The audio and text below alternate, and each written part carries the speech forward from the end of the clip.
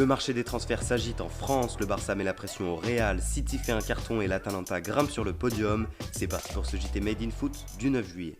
Et on entame ce JT en Bretagne, c'est officiel, le FC Lorient, promu en Ligue 1 la saison prochaine, arrache la signature d'Adrian Grebic, désormais ex-attaquant de Clermont. Au terme de longues tractations, le deuxième meilleur buteur de Ligue 2 cette saison rejoint donc les Merlus, qui depuis quelques jours menaient un bras de fer acharné avec le Stade brestois pour le joueur autrichien. Et Grebic avait donné son accord à Brest avant que Lorient ne fasse une meilleure offre de 10 millions d'euros et que l'attaquant de 23 ans ne fasse machine arrière.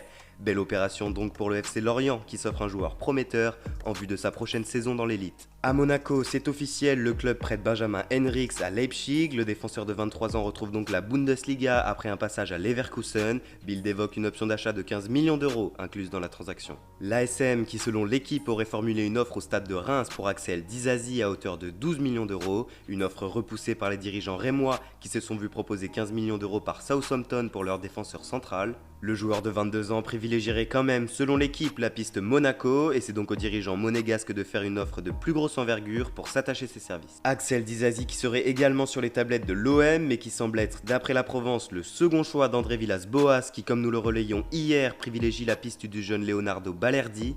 L'équipe parlait mardi d'un prêt sans option d'achat, un billet plus facilement accessible aux Olympiens en ces temps de crise. Cependant, le média argentin Tixsport évoque une option d'achat à définir pour le joueur acheté 15 millions d'euros l'année dernière au Boca Juniors. Dans le Nord maintenant, l'officialisation du prêt de Gaël Kakuta d'Amiens vers Lens devrait survenir dans la journée. L'équipe rapporte, comme confirmé par nos sources, que le joueur va rejoindre les 100 et or sous la forme d'un prêt avec option d'achat. Une option d'achat qui sera activée en cas de maintien du RCL dans l'élite la saison prochaine.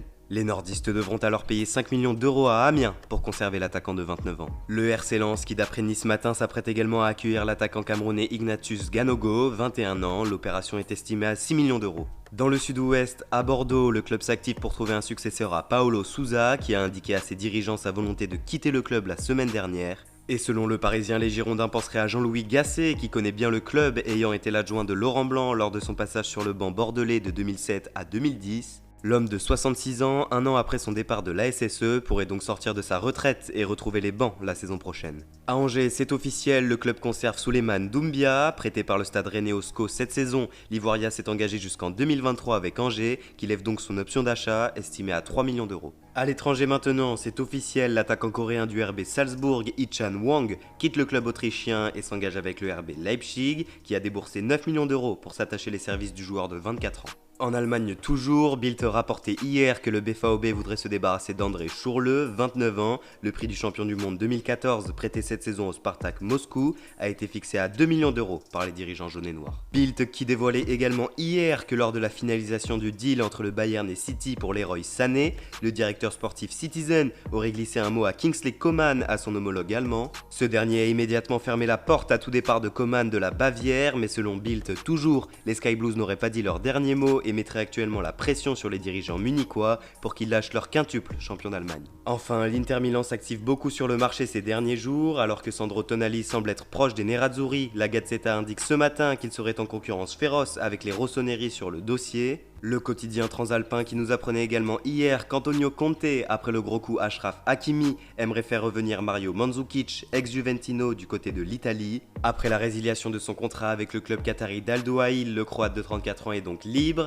et pourrait donc revenir en Italie pour épauler Romelu Lukaku sur le front de l'attaque interiste. Un Inter Milan qui nous amène donc à évoquer la 31e journée de Serie A. Après 3 défaites consécutives, l'AS Roma renoue avec le succès face à Parme. Victoire 2-1 des Romains grâce au but de Mkhitaryan et Verretou qui leur permet de reprendre la 5e place, synonyme de qualification directe pour l'Europa League, à égalité avec le Napoli qui de son côté est allé battre le Genoa 2-1 sur sa pelouse. Un peu plus haut au classement, l'Atalanta a signé un nouveau succès face à la Sampdoria Gênes cette fois. Victoire 2-0 des hommes de Gasperini qui grimpent donc provisoirement sur le podium, 2 points devant un Inter Milan qui joue ce soir 21h45 sur la pelouse du Hellas Vérone et qui, comme l'indique le Quotidiano Sportivo à sa une ce matin, n'a pas le droit à l'erreur s'il veut terminer la saison sur le podium.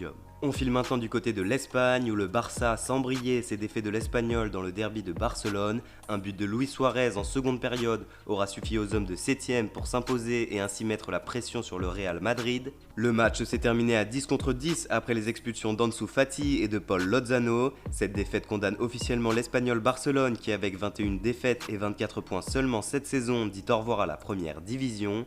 À Madrid, Marca consacre ce matin sa une à Luka Jovic qui, comme pressenti depuis quelques semaines, devrait plier bagage cet été. Le Serbe recruté l'an passé pour 60 millions d'euros n'a pas convaincu par ses performances malgré le maigre temps de jeu qui lui a été accordé. Mais selon le quotidien madrilène, c'est l'attitude de l'attaquant qui n'aurait rien arrangé et le voilà donc désormais sur la liste des transferts. Pour compliquer un peu la situation, Jovic a été, selon le média espagnol Rugones, placé en quarantaine chez lui après avoir été en contact avec un ami porteur du Covid-19. Le Serbe ne sera donc pas dans le groupe qui affrontera Alaves vendredi à 22h. Enfin, on termine ce JT avec la 34e journée de Premier League. Manchester City a relevé la tête et de manière magistrale. Dans le Etihad Stadium, les hommes de Pep Guardiola sont venus claquer 5 buts à Newcastle qui n'avait plus connu la défaite depuis le restart. Impuissants, les Magpies n'auront fait que subir les vagues de Sky Blues incisifs et d'une efficacité redoutable devant. Jesus, Mahrez, Silva et Sterling se sont illustrés. Le but de Riyad Mahrez est d'ailleurs synonyme de record pour les Citizens. C'est le 5e joueur de City cette saison à avoir inscrit plus de 10 buts sur la saison du championnat, un exploit jamais réalisé sous l'ère de la Premier League. Avec 86 buts, Man City est la meilleure attaque du championnat et n'aura plus que 3 points à aller chercher pour valider officiellement sa place de dauphin. De son côté, Liverpool, déjà sacré, se déplaçait hier soir sur la pelouse de Brighton. Un doublé de Mo Salah et un but de Jordan Henderson auront permis aux Reds de prendre les 3 points. Victoire 3-1 pour les hommes de Klopp qui peuvent donc toujours battre le record de 100 points de Man City. Il reste 4 matchs dont 2 rencontres face à Arsenal et Chelsea pour tenter de détrôner l'équipe de Pep Guardiola. Et avant le match de Man United ce soir face à Aston Villa, les Red Devils ont vu hier soir la nouvelle défaite de Wolverhampton face à Sheffield dans le temps additionnel. Grâce à ce succès, les Blazes reviennent à un petit point de Wolverhampton et reprennent la 7ème place à Arsenal, tandis que les Vols peuvent voir ce soir Man United s'envoler à 6 points devant. Merci à tous de nous avoir suivis, n'hésitez pas à vous abonner, commenter ou à liker la vidéo, et quant à nous on se retrouve demain pour un nouveau JT Made in Foot.